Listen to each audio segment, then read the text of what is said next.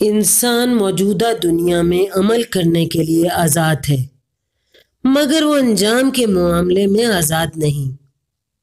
آپ کو اختیار ہے کہ جو چاہیں بولیں اور جو چاہیں کریں، مگر آپ کو یہ اختیار حاصل نہیں کہ اپنے آپ کو اپنے قول و عمل کے انجام سے بچا سکیں۔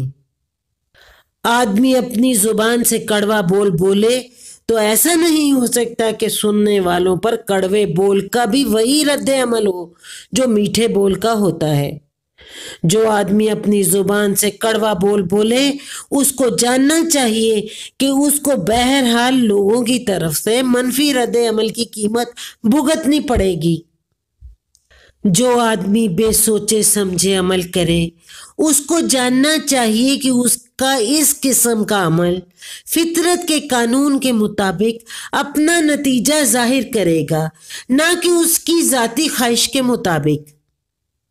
آدمی کے قول و عمل کا ایک انجام وہ ہے جو فوری طور پر دنیا میں ظاہر ہو جاتا ہے۔ دوسرا انجام وہ ہے جو موت کے بعد آخرت میں ظاہر ہوگا۔ آخرت کا انجام بھی بہرحال اسی طرح سامنے آنے والا ہے جس طرح دنیا کا انجام آدمی کے سامنے فوراً آ جاتا ہے۔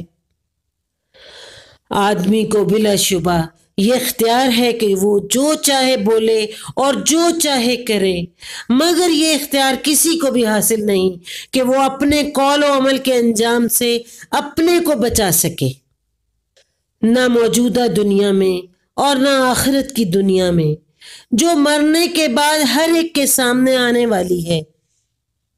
ایسی حالت میں عقل مندی یہ ہے کہ ہر آدمی اپنا نگران آپ بن جائے۔